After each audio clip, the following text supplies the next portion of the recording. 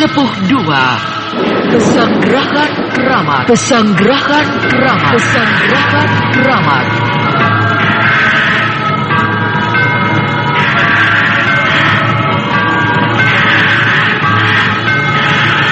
Pendengar yang budiman, di dalam kisah Satria Madangkara dikisahkan Lasmini yang gentar dengan Brahma telah melarikan diri. Berkat keuletan dan kegigihan Brahma dalam mencari Lasmini, akhirnya Lasmini dijumpainya di kerajaan Pagaruyung. Tetapi karena kelicikannya, Lasmini dapat mengadu domba Brahma dengan penguasa setempat.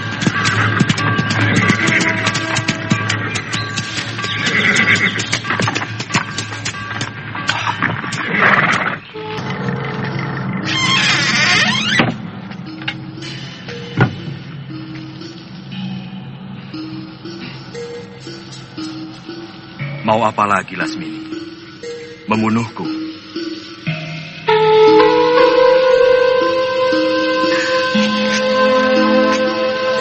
Di mana kamu sembunyikan istri dan adikku?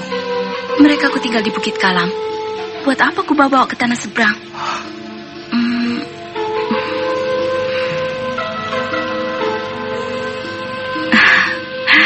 Mereka kan pendekar-pendekar perkasa. Kenapa mesti dibingungkan? Ucapanmu bisa dipercaya. Satu yang jarang kulakukan ialah berbohong. Sebagaimana aku tidak mau membohongi diriku bahwa aku harus mencintaimu. Kalau begitu aku harus kembali ke tanah Jawa.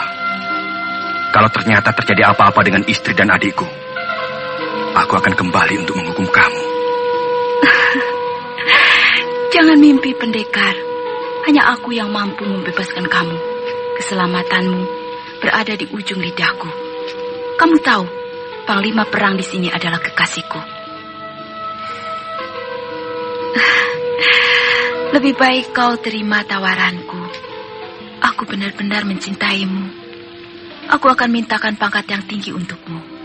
Kita arungi bahtera hidup bersama, ya? Kau tidak akan menemukan kebahagiaan bersamaku. Karena aku lebih mencintai istri-istriku. Tidak tahu diuntung. Penjaga, awasi bajingan ini terus. Jangan kasih makan, jangan kasih minum. Buka. Rama Kumbara yang sakti mandraguna akhirnya berhasil melepaskan diri dari belenggu Lasmini. Lasmini, hari ini aku berangkat ke tanah Jawa Dwipa, berkumpul kembali dengan keluargaku. Semoga kamu di sini mendapatkan kebahagiaan. Satria Madangkara.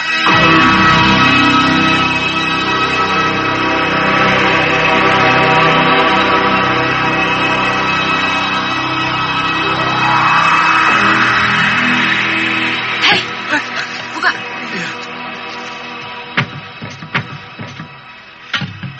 Alangkah terkejutnya Lasmini ketika melihat kerangkeng tempat Brahma ditawan telah kosong.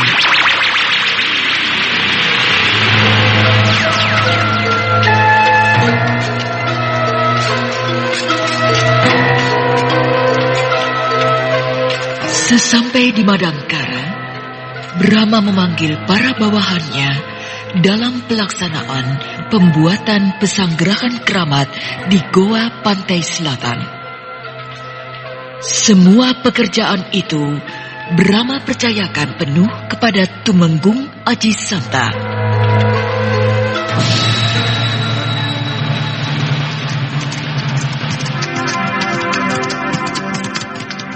Raden sudah ditunggu oleh Gusti Prabu. Terima kasih, Paman. Ayo, Paksi. Yuk.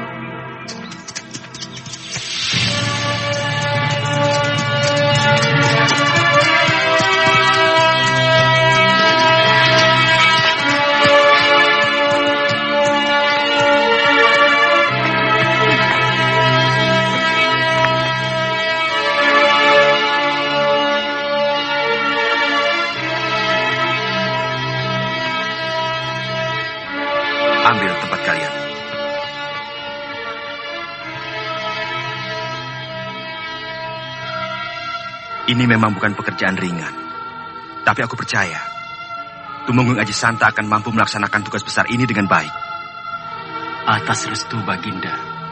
Dan kamu, Panglima Ringkin, tidak boleh terlena. Keamanan harus tetap dijaga. Tidak semua orang suka melihat kerja besar kita. Hamba akan selalu menjalankan tugas dengan sekuat tenaga, Gusti Prabu.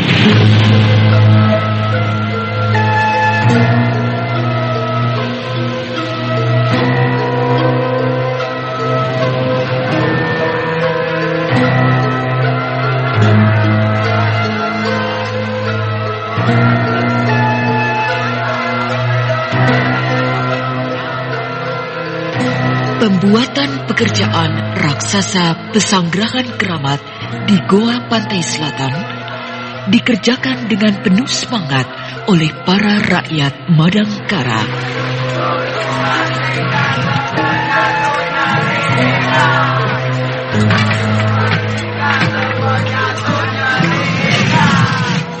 Tetapi para musuh yang merasa dendam kepada kerajaan Madangkara akan merencanakan niat busuk dalam pembuatan pekerjaan itu. Mereka berkumpul dalam pertemuan rahasia di rumah Bukarti. Kita hancurkan pesenggerahan itu kalau sudah jadi. Kita bakar kuburan Guru Brahma. Kita pancing kemarahannya. Dengan begitu, orang-orang kuat Madangkara akan buyar dari keraton. Aku tahu, kekuatan Madangkara cuma pada Brahma, Gotawa, dan Mantili. Aku yakin, dengan ajian Waringin Sungsang yang Kijara dan Lugina miliki, pasti akan mampu menghancurkan mereka. Siapa yang tidak tahu, dengan kesaktian murid-murid utama perguruan Gunung Sabah. Terlalu gegabah, Panglar. Keyakinanmu terlalu berlebihan. Saya kira lebih baik. Kijara, begitu orang-orang kuat Madangkara itu keluar dari sarangnya, saat itulah orang-orang Kuntala akan menyerbu istana Madangkara. Dan cita-cita kita akan tercapai. Itu bukan taktik. Itu perbuatan nekat. Maaf Raden Panglar, saya setuju rencana Kijara untuk menghancurkan kerajaan Madangkara dari dalam. Kita rusak jiwa para pemimpinnya. Sampai suatu saat, Madangkara benar-benar keropos. Saat itulah, kita hancur leburkan mereka. Sampai kapan? Sampai kita semua menjadi jompo. Pengecut, Panglar! Hati-hati lidahmu. Bukan cuma kamu yang orang Kuntala. Bukan cuma kamu yang punya dendam pada Madangkara. Kita sudah tidak sepaham lagi. Rupanya antara Raden Panglar dan Kijara telah terjadi ketidakcocokan sehingga menimbulkan ketegangan-ketegangan di antara mereka. Sementara itu, Kijara yang mempunyai rencana lain terhadap Madangkara merasa khawatir dengan tindakan Raden Panglar. Kalau mereka nekat melakukan rencananya, kerja kita bisa berantakan.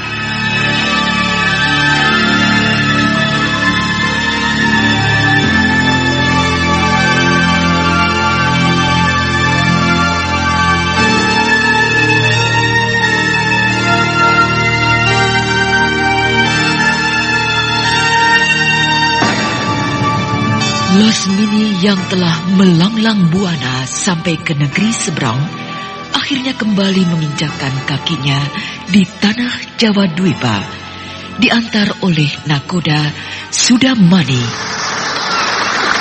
Terima kasih Sudamani telah sudi mengantarku ke Bumi Jawa. Salamku buat Warwan Dewa kalau kebetulan Anda mampir ke Dharmasraya. Saya akan sampaikan kalau bertemu. Anda jadi berangkat ke Kawali? Ya, saya harus membeli kuda.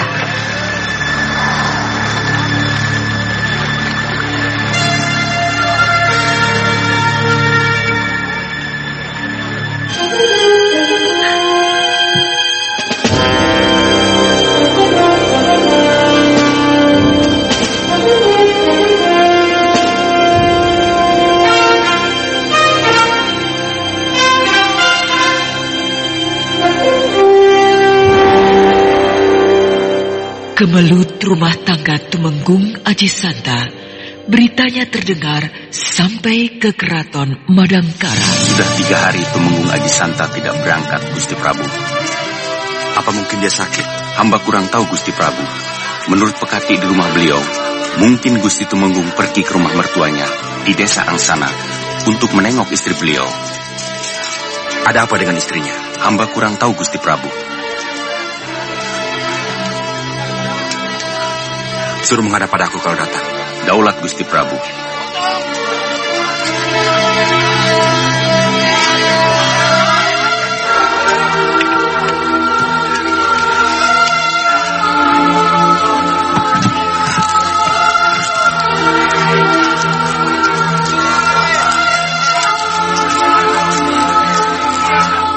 Istri Tumenggung Aji Santa memang orangnya agak lain. Inginnya bermewah-mewah dan agak garang pada suami. Ini sangat berbahaya, Kakang. Tumenggung Aji Santa terlalu tua untuk mempersunting Nyelapat. Sebagai sesama wanita, Dinda Mantili tentu bisa memahami kalau Nyelapat itu melakukan hal-hal yang agak menekan Tumenggung. Selama tidak mempengaruhi suaminya untuk berbuat aib, tidak ada salahnya. Itu hak Nyelapat. Yang jelas, Tumenggung Aji Santa sudah mulai berani melalaikan tugasnya. Dan ada satu lagi yang harus kita selidiki, Kakang. Kelihatannya Nyelapat akrab sekali dengan Bu Karti. Siapa Bu Karti? Salah satu orang Kuntala yang kita ampuni sesudah mereka menyerah. Dia kini telah membuka sebuah penginapan di dekat pasar. Saya curiga, jangan-jangan usaha penginapan itu hanya untuk kedok.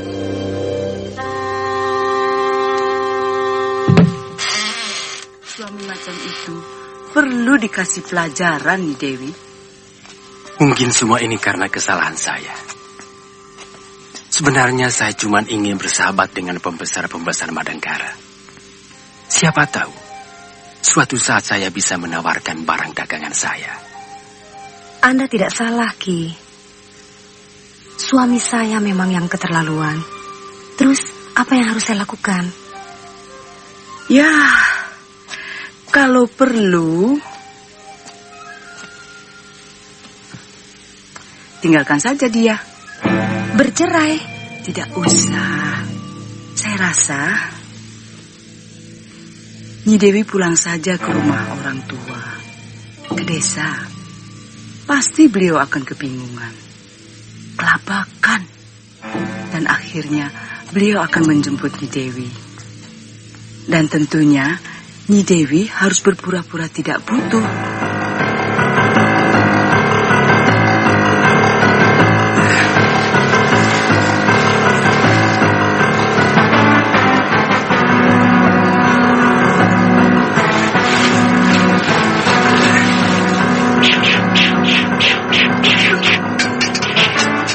Sadoma, sang perusuh, mulai menjalankan aksinya.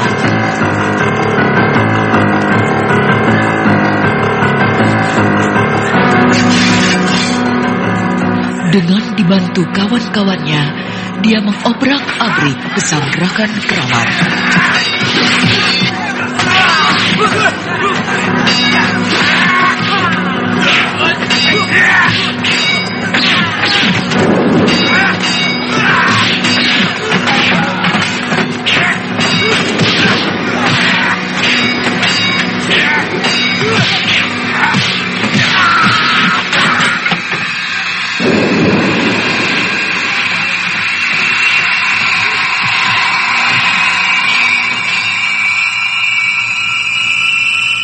Pada saat itu, Brahma Kumbara sedang bercengkrama bersama keluarganya di sebuah taman di dalam kompleks Keraton Madangkara.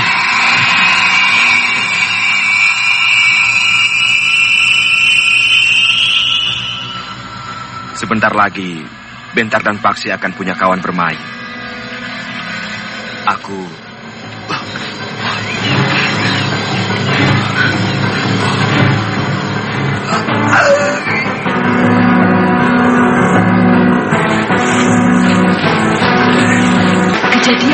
berada di gua pantai selatan berpengaruh pada diri Brahma.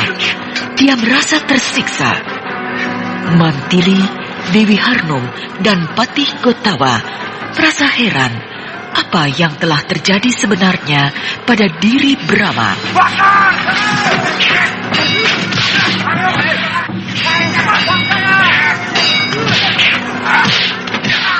Sementara itu, Sadoma telah membakar dan mengobrak-abrik makam kakek Astagina, guru Brahma.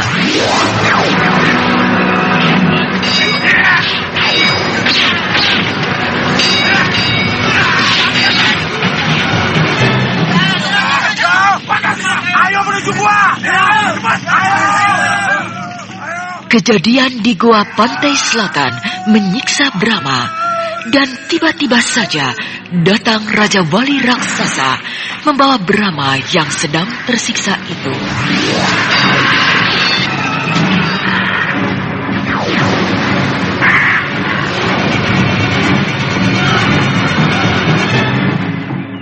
Raja Wali Raksasa membawa Brahma ke gua pantai selatan.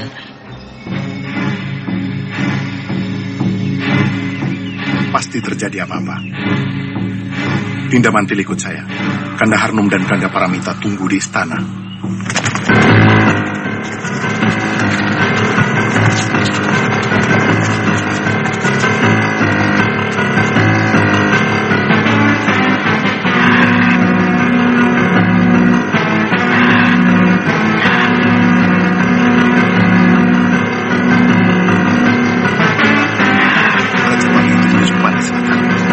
Jangan-jangan ada apa-apa dengan pasangan Brahma.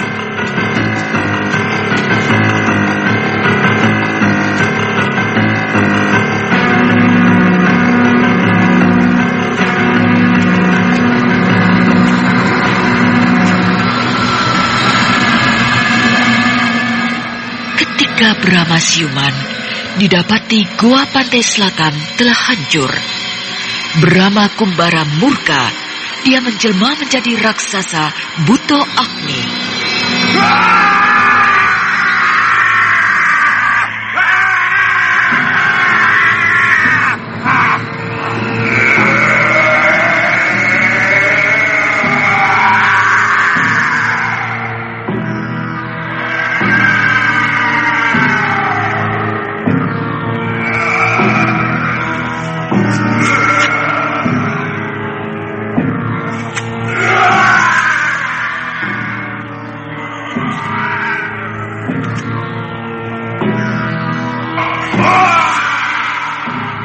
Buto Agni.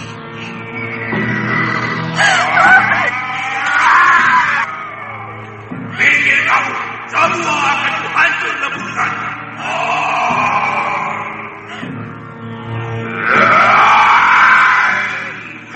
Hentikan, Kakang Brahma.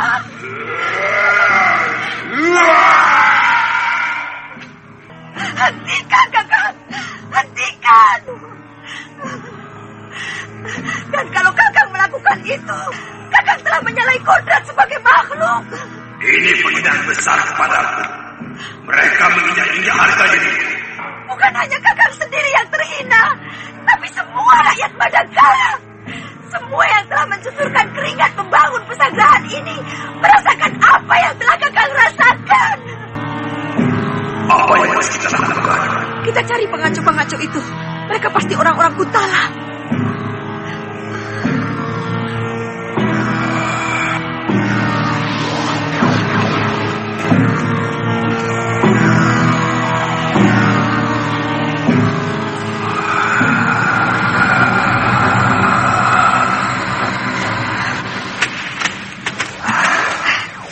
Kakang Brahma. Gusti Prabu, aku akan cari sendiri pengacau-pengacau itu.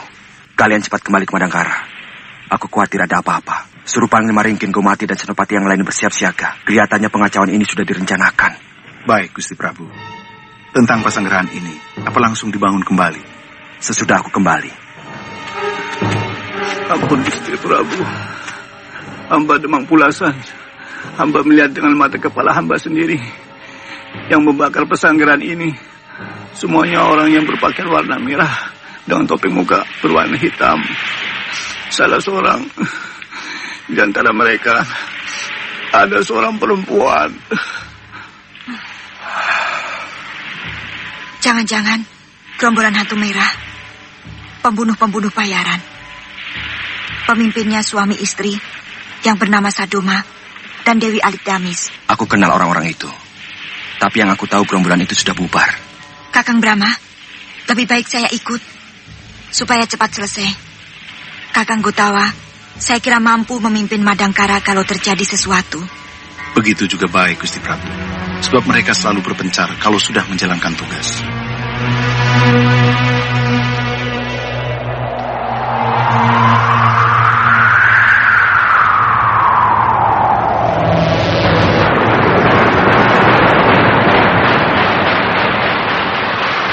Brahma yang sedang menyelidiki para perusuh yang membakar Goa Pantai Selatan telah tiba di Kadipaten Kuntala. Dia langsung menemui Bongkeng, sahabat Mantili. Bongkeng? Gusti. Bisulah.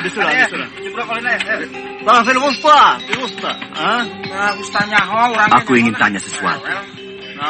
Penting sekali. Ayolah Bongkeng. Jangan takut. Aku akan melindungimu. Kukira kamulah satu-satunya orang Kuntala yang mengerti sikap Madangkara. Pemimpinnya Ki Demang Cempaka sendiri. Dia menghimpun dana dan daya dari semua orang Kuntala dengan baik-baik maupun dengan paksa. Ki Jara dan Lugina juga ada di belakang mereka. Murid Panemon Pasupati. Pasti mereka bukan orang sembarangan. Hamba sudah sering memperingatkan tentang orang Kuntala itu pada Den Ayu Mantili. Tapi tidak pernah ditanggapi Gusti Prabu. Terima kasih Bongkeng.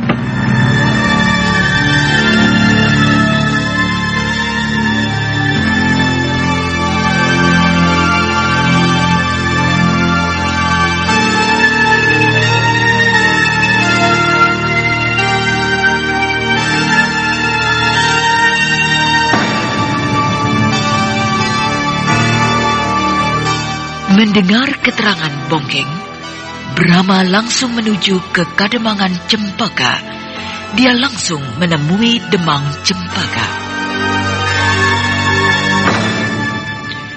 Setelah memancing pembicaraan Demang Cempaka tentang para perusuh yang telah membakar Goa Pantai Selatan itu, Brahma membunuh Demang Cempaka.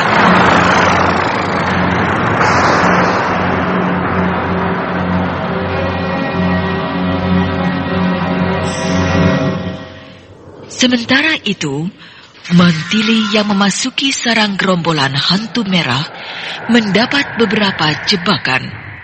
Namun, dengan sigap, Mantili dapat mengatasinya. Akhirnya, dengan berbagai macam rintangan, Mantili berhasil menemui Sadoma, biang keladi dari perusakan Goa Pantai Selatan itu. Kalian yang membakar pesanggrahan kami. Iya, kami menerima 1000 keping emas untuk itu. Artinya, kalian siap untuk menerima hukuman. Lebih dari itu, kami siap. Kalau kamu mampu. Mantili, jangan kira kamu orang paling jago di dunia ini. Sudah lama kami cari kesempatan untuk membunuh kamu, juga Brahma. Itu sebabnya kami terima tawaran orang Kuntala yang juga membenci kalian.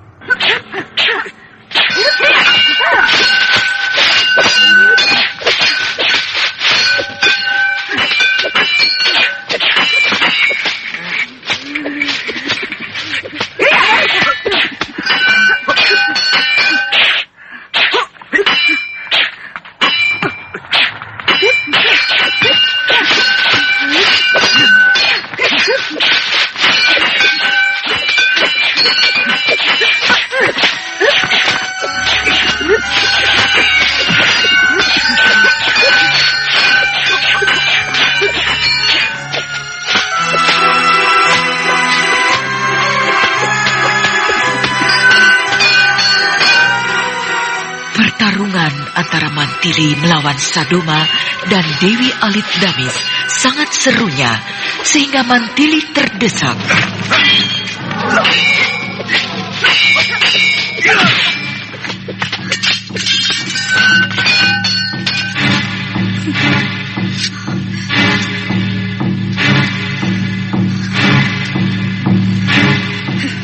Ternyata tidak terlampau sulit mengakhiri seorang pahlawan Madangkara. Selamat jalan, Mantili.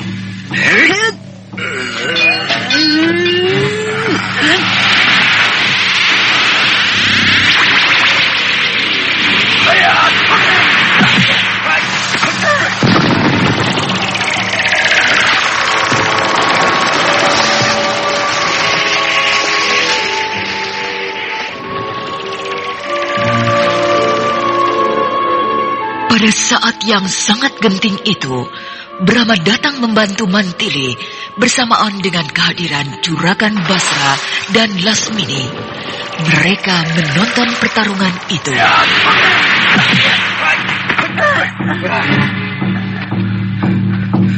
Kamu harus menerima hukumannya setimpal, Sadoma. Menghancurkan kuburan guruku berarti menginjak-injak kepalaku.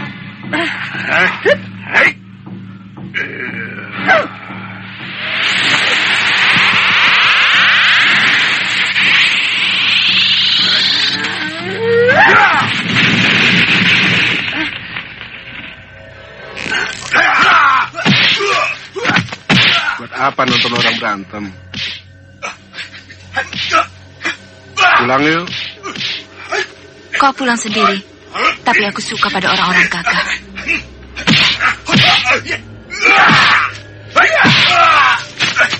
Sadoma dihancurkan Brahma dengan ilmu pamungkasnya yang sangat ampuh itu. Lasmini yang menyaksikan terpesona dengan kegagahan Brahma. Brahma. Kakang Brahma! Jangan ladeni perempuan binal itu. Aku sangat mencintai Paduka. Tapi adikmu itu ingin sekali aku menghancurkan bibirnya yang culas. Mau apa lagi kamu perempuan busuk? Kakakku tidak akan mau berdampingan dengan perempuan pengganggu suami orang macam kamu. Apa ada larangan mencintai suami orang? Terus terang, aku mencintai Paduka Brahma. Kamu mau apa? Berdebah.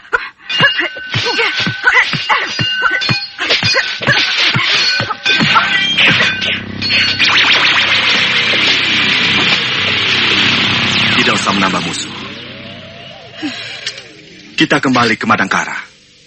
Aku khawatir terjadi sesuatu yang tidak menyenangkan. Lasmini, coba kau renungi nasihatku tadi.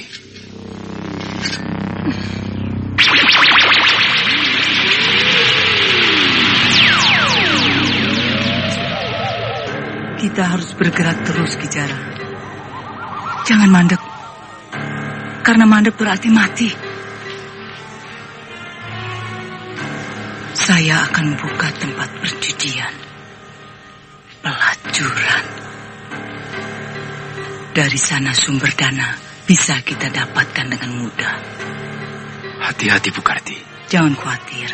Kirimkan surat-surat ini kepada seluruh orang Kuntala yang ada di Pajajaran, Sumedang Larang, maupun di Tanjung Singguru. Baik. Bukarti dan seluruh penghuni rumah penginapan ini cepat keluar. Siaga. Ya. Jangan mencoba melarikan diri. Kami akan berlaku baik-baik.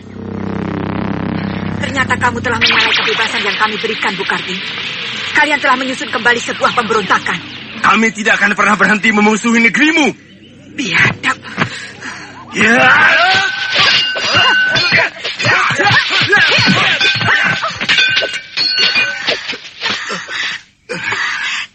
Tidak apa-apa. Tidak apa-apa. Kalian tidak akan mampu menandingi mereka. Ternyata mereka adalah si tengkorak setan Kakang Brahma.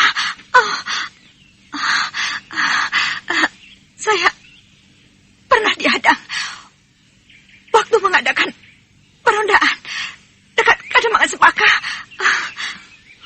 Pasti murid-murid Bini Sabah.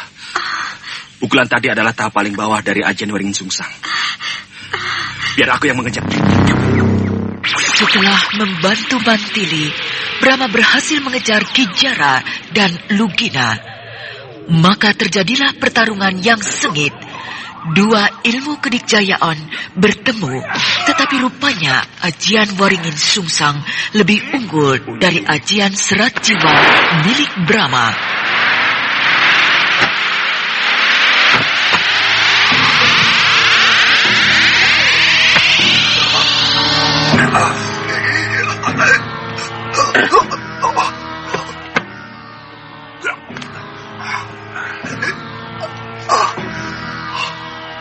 Untung urat-urat jantungmu tidak sampai hancur.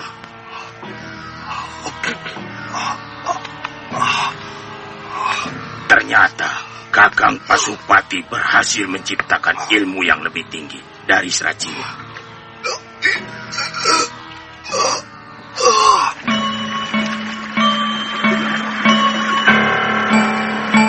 Akhirnya, Brahma yang terluka parah diobati oleh Jaka Lumayung, saudara seperguruannya.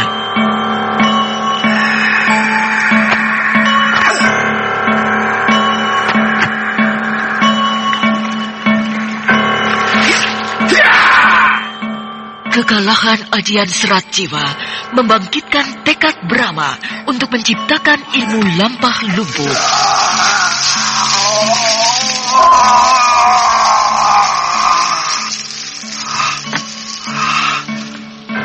Kau berhasil menguasai aji lampah lumpuh dengan baik, Dinda Brahma.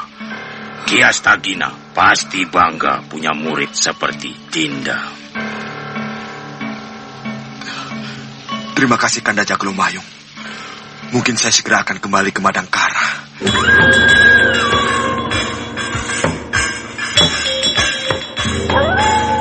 Maka setelah selesai menguasai ilmu lampah lumpuh, Brahma kembali bertarung melawan Kijara dan Lugina.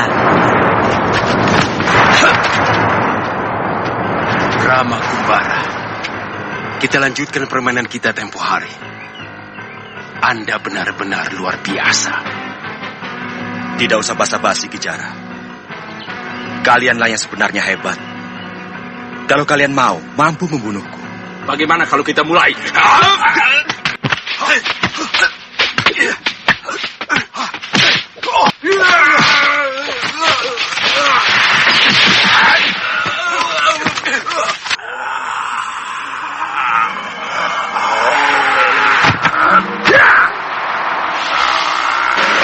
Ilmu lampah lumpuh akhirnya dapat mengalahkan ilmu Waringin Sungsang milik Kijara dan Lugina.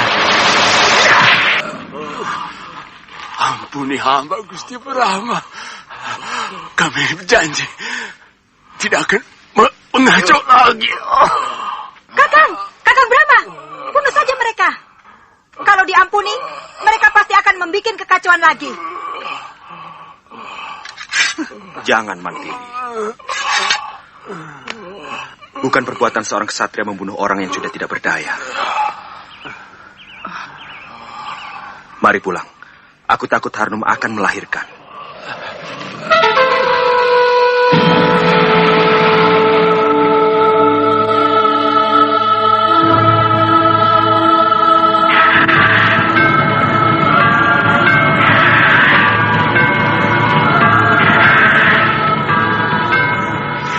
Nah, pendengar yang budiman, sampai di sini dulu kisah pesanggrahan keramat ini. Sampai jumpa lagi dengan kisah Saur Sepuh yang lainnya.